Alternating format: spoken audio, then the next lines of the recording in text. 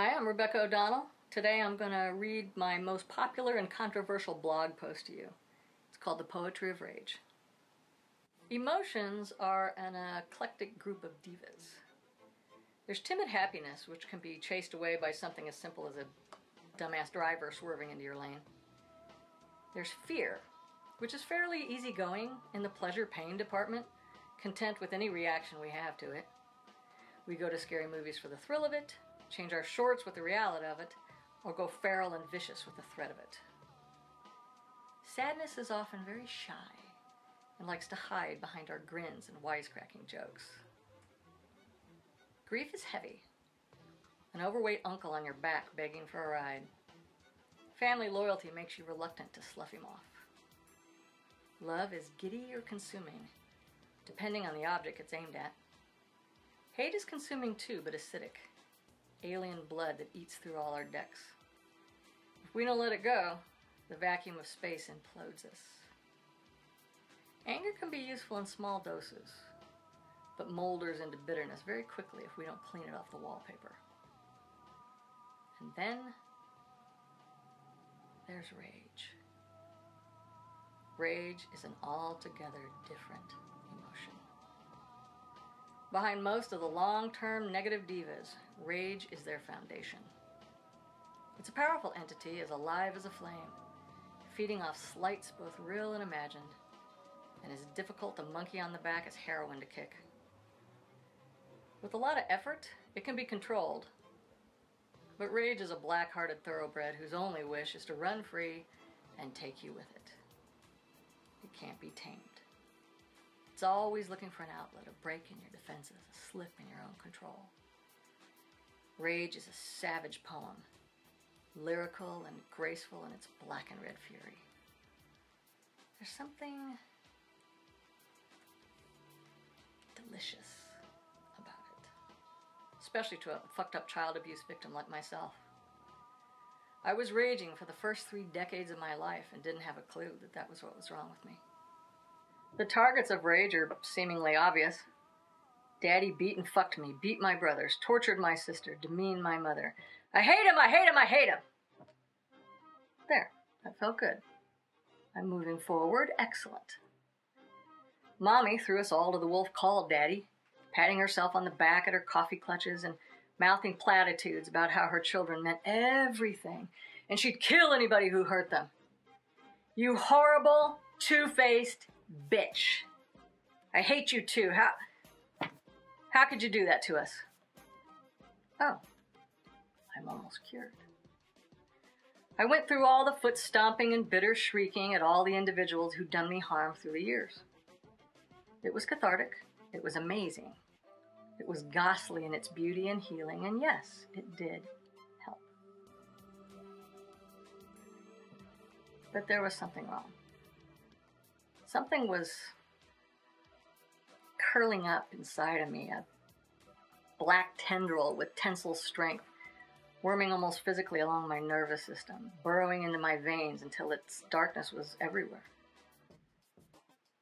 My heart pumped black ink instead of blood, and something laughed hidden from view. Hatred. I could feel hatred, but at what? At who? Sadness and shame, yeah, that was there too, but for what? What was the cause? I tried to clean it up, figure it out, but my enemy was invisible and scentless. I couldn't track it. The hatred, depression, and shame were just symptoms. Outside environment didn't help. I had surrounded myself with needy, greedy people, and I served them all a nice big slice of Rebecca pie every day. I kept none for myself. That was my fault too, but I couldn't seem to help it. The noise of all that chaos and selfishness was too loud for me to concentrate on anything way down deep inside of me. My emotional addictions were chattering away, and nothing was ever silent. Then finally, one day, I saw her. The problem, the core of all that rage, the one rotten apple still in the barrel, the reason I hated so consumingly. It was a her, definitely.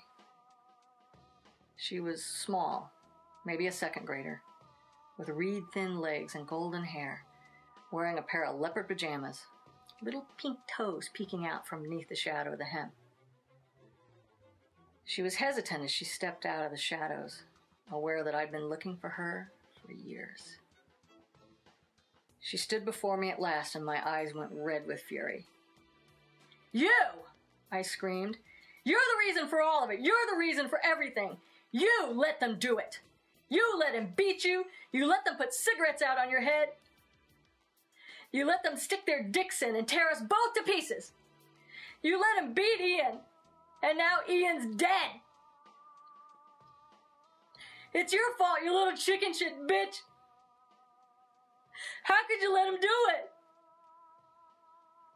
I hate you. I wish you'd die. Why didn't you die? Why did you live and put us through all this horror?"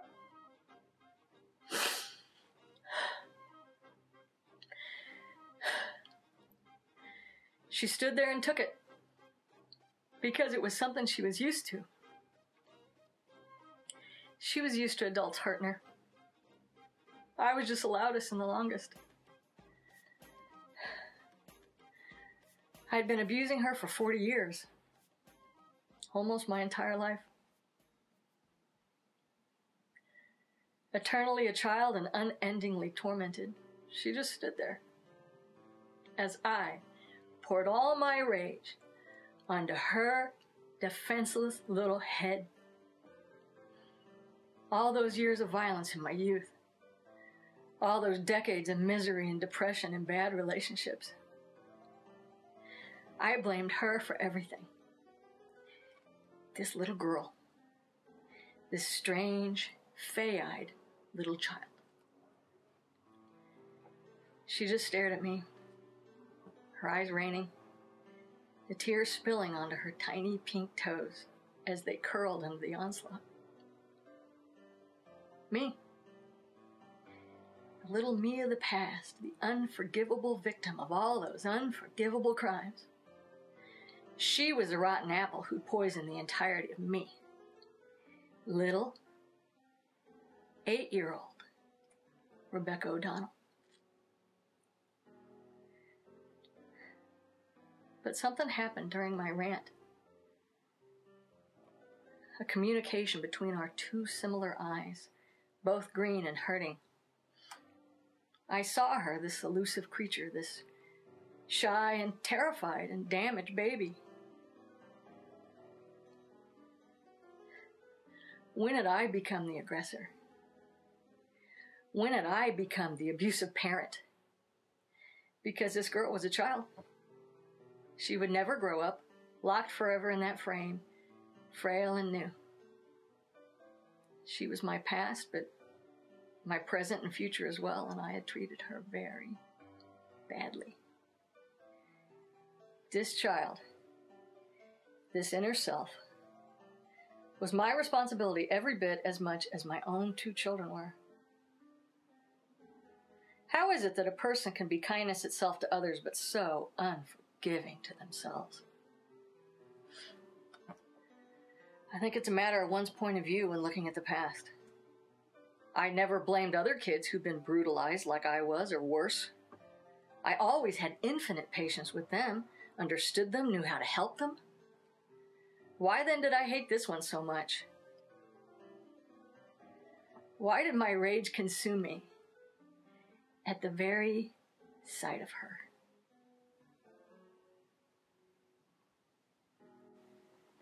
The answer was simple. Because it was me. I was the one responsible for all these years of misery. Me, the so-called responsible adult, pointing a bratty finger at a little girl, insisting it was all her fault, like a snot-nosed kid on the playground who didn't want to be found out as the bully. The rotten apple wasn't this innocent. It was me. Now, the adult Rebecca O'Donnell. And I had to stop hurting someone who'd been tormented for her entire spiritual existence. Because the 8-year-old Becky O'Donnell had been molested and beaten a long time ago. It it was over. It was in the past. I was the one rehashing it. I was the dog with a bone who couldn't let it go. The rage had been dancing like a whirling dervish since those days, drunken with the power I'd given it. So, there is a way to expunge rage after all. It's a diva, yes, a runaway horse, absolutely. A creature that feeds like a tick in warm flesh when we let it. Giddy with all the belt thrashings and bloody fists we can rain down on our own defenseless inner children. That's a secret. That's the real rotten apple. Our own blind self-abuse. So, I began to take care of that little girl. I comforted her, washed her, bathed her wounds, murmured softly as a mother to my own beloved children, because that's exactly what she is. My own eternal child, blameless and pure. May you recognize the innocence of your own past selves and forgive not only them, but the you of the now. Become worthy and do some good for yourself in the world. Don't be afraid to share your own thoughts and kindness, and rage will collapse like a house of cards into your own sweeping hand. Those of us with traumatic pasts will never be fully rid of it. But the self-love and forgiveness of those inner victims goes a long way to gathering up the reins and steering a course we've chosen ourselves. Good luck with your own search. May you find those lost children inside and begin the long, beautiful process of bathing their wounds. Take care. Rebecca.